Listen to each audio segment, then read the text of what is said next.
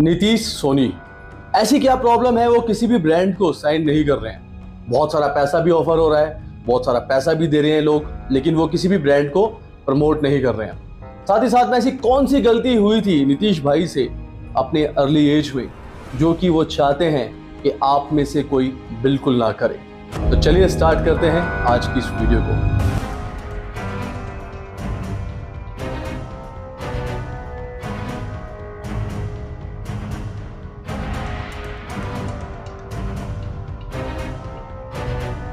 जय श्री राम एवरीवन, कैसे हैं आप सब। Welcome back to the channel, जहां पर हम तीन चीजों के बारे में बात करते हैं। फिटनेस इंडस्ट्री के बारे में, ट्रैवल इंडस्ट्री के बारे में और सोसाइटी के अंदर कभी भी हमें लगता है कि सच के लिए खड़ा होना है तो मैं और आप सब मिलकर साथ में खड़े होते हैं और समाज के अंदर बदलाव लाने की बात करते हैं।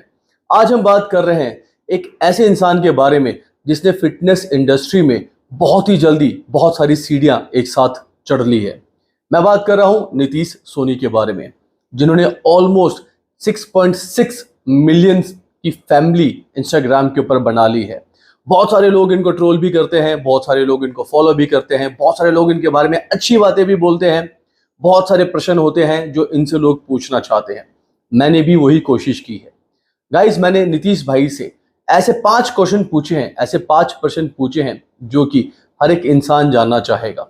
ऑलमोस्ट ये जो वीडियो है ये फेस टू फेस नहीं बनाई गई है, लेकिन जब जब मुझे रिप्लाई मिला एक प्रश्न का, मुझे ऐसा लग रहा था कि नीतीश भाई सामने ही बैठे हैं एंड देन उसके बाद मेरे प्रश्नों का जवाब दे रहे हैं। बहुत ही अच्छे प्रश्न मैंने आप सभी की तरफ से पूछे हैं और बहुत ही अच्छे तरीके से उन्होंने भी एक्सप्लेन किया है क्यों ब्रांड्स के साथ नहीं जुड़ते हैं, क्या प्रॉब्लम है आज के फिटनेस इंडस्ट्री में, ऐसी कौन सी गलती नीतीश भाई से हुई थी जो वो चाहते हैं कि आज की यूथ ना करे। चलिए स्टार्ट करते हैं इस वीडियो को और आप लोग जरूर सुनिए पूरी की पूरी कन्वर्सेशन को। इस भाई, सबसे पहले आपको जय श्री राम। सबसे पहले तो बहुत अच्छा लगता है कि जिस तरीके से आप श्री राम जी की वंदना करते हो, हनुमान जी की वंदना करते हो और जिस तरीके से आप यूथ को आज इन्वॉल्व कर रहे हो भक्ति के साथ, बड़ा अच्छा लगता है। तो भाई, मेरा सबसे पहला प्रश्न आपसे यही होगा कि आपने कब स्टार्ट करा फिटनेस और आप कब सीरियस हुए फिटनेस को लेकर, किस एज में? फिटनेस स्टार्ट किए भाई हो गए करीबन 9 साल के आसपास। ये मैंने तब शुरू किया था जब मैं बहुत मोटा था, करीबन 118 किलो मेरा वेट था। तब मैंने शुरू किया था बिना किसी गाइडेंस के। 2-3 महीने में चला गया था जिम में, बिना उसी को पता नहीं था कुछ क्या नहीं था, तो खाली रनिंग पे ध्यान देता था। तो करीबन 9 साल के आसपास हो गया और सीरियस हुआ था मैं इसको लेके, आप ये मान लो।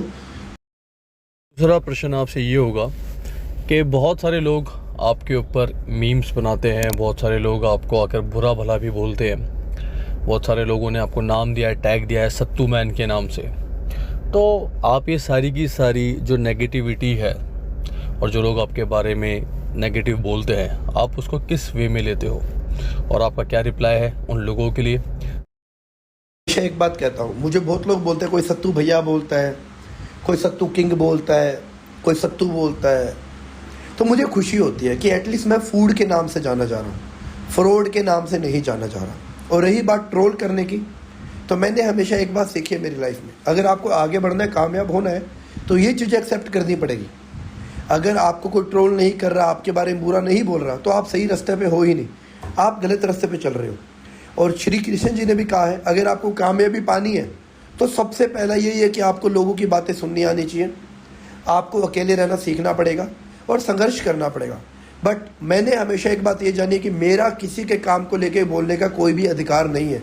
मैं जब भी किसी भी वीडियो नहीं बनाता हूँ, चाहे मेरे को कोई कितना भी बुरा भला बोले, मुझे फ़र्क नहीं पड़ता। मेरे माँ बाप को पता है मैं क्या हूँ, मेरे भगवान को पता है क्या हूँ, और मेरे कर्म को पता है मैं क्या हूँ, तो मुझे किसी को सफाई देनी।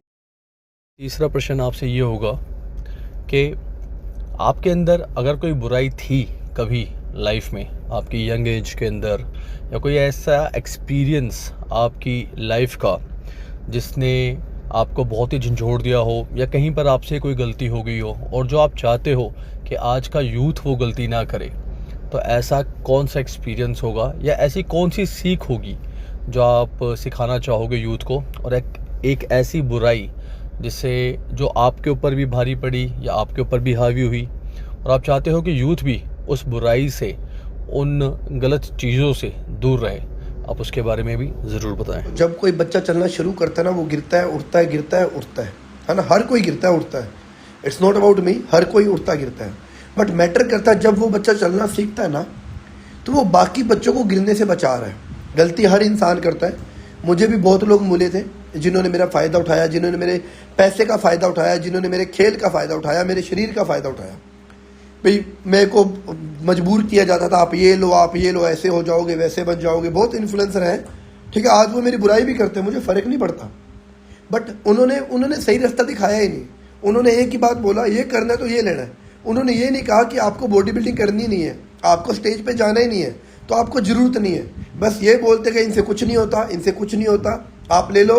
कोई कहता 25,000 दे दो, कोई कहता 30,000 दे दो, कोई कहता 10,000 दे दो, कोई कहता ये प्रोटीन खा। और जो भी देता वो अपना सामान खुद बेच, अपना सप्लीमेंट वो बेचता, पैसे मेरे से लेता। ट्रेनिंग के टाइम मेरा फ़ोन नहीं उठाता था, फिर 5-5 दिन बाद रिप्लाई आता था। तो ऐसे बहुत लोगों ने ख़राब किया यार, एक नहीं 3-4 नाम है, बहुत लोगों ने ख़राब किया। मैं उनका नाम नहीं लूँगा क्योंकि मैं नहीं चाहता किसी के घर की रोटी जाए, मेरे को फ़र्क नहीं पड़ता। मैटर ये करता है कि आज मैं क्या सिखा रहा हूँ। मैटर ये करता है कि मैंने किसी भी एक बच्चे को गलत रास्ता नहीं दिखाया। मैं हमेशा भी बच्चों को संस्कृति सिखाता आया हूँ, इज्जत करना सिखाया है मैंने, घर की डाइट सिखाई है। और मैं हमेशा कहता हूँ फिटनेस और बॉडी बिल्डिंग 2 अलग अलग स्टेज है।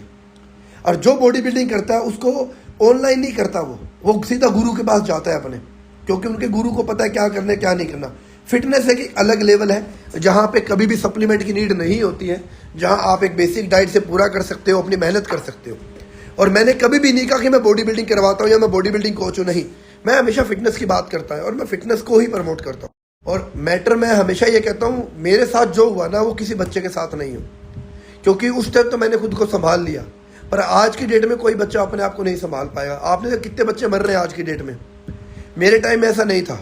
तो मुझे पता है क्या होता है जब किसी के शरीर से खेला जाता है, किसी की जेब से पैसा लूटा जाता है और किसी को ऐसे परेशान किया जाता है, फ़ोन नहीं उठाना, सब कुछ करना। तो इसलिए मैं चाहता हूँ कि कोई बच्चा। चौथा प्रश्न आपसे ये होगा कि जिस तरीके से आप बहुत सारे सप्लीमेंट्स हैं, जैसे प्रोटीन पाउडर्स हो गए, BCAA हो गए, प्री वर्कआउट हो गया, इन सारे सप्लीमेंट्स को बॉयकॉट करते हुए दिखाई देते हो, या आप लोगों को डिमोटिवेट करते हुए दिखाई देते हो कि आपको जितने भी यूथ हैं उनको ये प्रोडक्ट्स यूज़ नहीं करने चाहिए। उसके बजाय आपने बहुत सारे घरेलू नुस्खे बताते हो, आप न्यूट्रिशन वैल्यूज़ के बारे में बात करते हो आप। तो मेरा इस प्रश्न के अंदर 2 प्रश्न है। सबसे पहला प्रश्न ये है कि क्या आपने कोई न्यूट्रिशन को लेकर पढ़ाई की है, कि जहाँ पर आप न्यूट्रिशंस के बारे में बहुत सारी जानकारी रखते हो? पहला प्रश्न ये है। दूसरा प्रश्न ये है, क्या आपने कभी जीवन में प्रोटीन का सेवन नहीं किया अपनी अर्ली एज के अंदर, या कभी कोई ऐसे सप्लीमेंट्स हैं जो आपने अपनी अर्ली एज के अंदर, जब आप भी टीनेजर थे, 20, 21, 22 साल के थे, तो आपने उन सप्लीमेंट्स को यूज़ किया हो? तो उन सप्लीमेंट्स के बारे में आप। सप्लीमेंट्स की मेरा एक बहुत पहले पॉडकास्ट हुआ था आकाश के साथ में, उसमें मैंने सब कुछ बताया है कि मेरे साथ ऐसा हुआ था, मुझे 7,000 रुपये का उन सप्लीमेंट दिलाया गया था। मैंने वहाँ क्लियर बात बोली। इस बात को करीबन हो गए जब मेरे 2,65,000 परिवार था, मैंने तब भी क्लियर किया हुआ ये चीज़ें। बट अब दिक्कत क्या आ रही है, लोगों को बात समझ नहीं आ रही। मैं हमेशा बोलता आया हूँ, कचरा खाने से अच्छा है घर का खाओ। कचरा मतलब फेक सप्लीमेंट, सस्ता सप्लीमेंट, कुछ भी डाल लेना। और आजकल के बच्चे की अर्निंग नहीं है ना, तो वो अफोर्ड नहीं कर सकता, तो वो भागता है 1,500 रुपये का वे प्रोटीन, 2,500 का वे प्रोटीन, 3 अरे नहीं आते इतने सस्ते वे प्रोटीन। और आज की डेट में ढंग का वे प्रोटीन मिलता भी नहीं है, हर जगह नकली हो रखा है, हर जगह कचरा हो रखा है। क्योंकि जितनी जितनी डिमांड बढ़ रही है ना, उतना उतना नकली बढ़ रहा है। आप एक बात याद रखना, जब किसी चीज़ की डिमांड बढ़ जाती है ना, तो उस चीज़ का उतना ही प्रोडक्शन होना शुरू हो जाता है, और वो भी डुप्लीकेट, क्योंकि रो माल तो उतना है ही नहीं। और रही बात इनकी, तो यार बच्चा पहले दिन जिम जाता है, उसको चीज़ नीड होती नहीं कभी भी। कोई भी ना बात को समझ नहीं पाता, सबको बात घुमा फिरा के पेश करनी होती है। जैसे मैंने सत्तू का बोला था कि कोई अफोर्ड नहीं कर सकता तो आप ऐसा खाओ, ये खा लो। लोग कहते हैं बॉडी बन जाएगी, डोले बन जाएंगे, ये हो जाएंगे, ये बात तो कहीं बोली नहीं गई थी। बिना बात के जोड़ तोड़ के मैं बताता हूँ ना क्या होता है। एक आदमी बीमार हुआ तो दूसरे ने जाके क्या बोला, उसको बुखार हो गया। तीसरे ने जाके क्या बोला, और उसको तो बहुत ज़्यादा बुखार हो गया। चौथे ने जाके बोला उसको मलेरिया भी हो गया, टाइफाइड भी हो गया। 5वें ने जाके बोला अरे वो तो मर गया। जितने मुंह होंगे ना उतनी बातें होती है, पर वो बंदा सही रहता है। तो ये है। और अगर सत्तू से रिजल्ट नहीं आ रहे ना, तो कितने लोगों को रिजल्ट आ रहे हैं, क्योंकि उन्होंने नकली वे प्रोटीन छोड़ दिए, असली फूड खाना शुरू कर दिया। और जब आप असली फूड खाते हो ना, तो बॉडी में असली जान है। भाई मेरा 5वां प्रश्न आपसे यही होगा कि जैसे बहुत सारे इन्फ्लुएंसर्स होते हैं, चाहे वो इंडस्ट्री कोई भी हो, तो कहीं ना कहीं पर उनका एक विज़न होता है। जैसे आपके आज फॉलोवर्स इतने सारे बढ़ रहे हैं, बहुत सारे फॉलोवर्स की बहुत बड़ी फैमिली बन गई है अब आपकी, तो आपका विज़न क्या है उस पेज को लेकर, अपने पेज को लेकर? पहला। दूसरा, आप क्या अचीव करना चाहते हैं? क्योंकि जिस तरीके से आप कोई भी ब्रांड डील साइन नहीं करते हो, मोस्टली जितने भी फॉलोवर्स वाले जो बड़े पेजेस होते हैं, उनका मेन काम होता है कि वो ब्रांड्स के साथ एसोसिएट हों, पैसे कमाएं। और आपको नहीं लगता कि अगर आप ब्रांड्स के साथ एसोसिएट हो पाओगे या होते हो, तो आपको जो पैसा मिलेगा उससे आप समाज सेवा और भी कर सकते हो, लोगों की मदद कर सकते हो, जिनको ज़रूरत है आप उनको भी हेल्प कर सकते हो उस पैसे से जो कि आपको ब्रांड पे करने वाला है होगा। एक बात बताता हूँ आपको, आज मैं अगर किसी ब्रांड से जुड़ता हूँ तो ब्रांड सिर्फ मुझे रियल बेचेगा, सिर्फ मुझे क्वालिटी बेचेगा, सिर्फ मुझ पे ध्यान रखेगा। अगर मेरे नाम से किसी बच्चे ने यूज़ किया, क्या उसको सही जाएगा? नहीं जाएगा। तो मैं ऐसा पैसा नहीं कमाना चाहता, या उस फायदे का पैसे का फ़ायदा क्या हुआ कि मैंने यहाँ से तो 50 लाख रुपए कमा के डोनेशन दे दिए, वहाँ 5 बच्चे खराब हो गए। तो ऐसा पैसा नहीं कमाया जाता, ऐसा पाप नहीं करना।